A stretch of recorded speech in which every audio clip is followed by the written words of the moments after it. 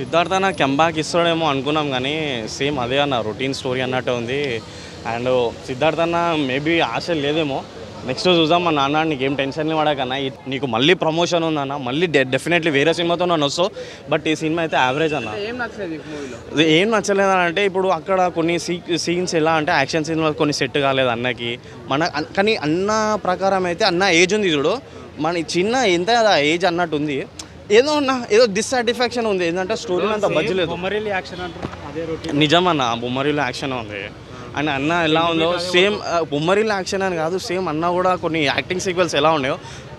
Last time అన్న గృహం cinema బాగుంది, గృహం యాక్టింగ్ వేరే ఉంది, కానీ ఈ యాక్టింగ్ వేరే ఉంది అన్న.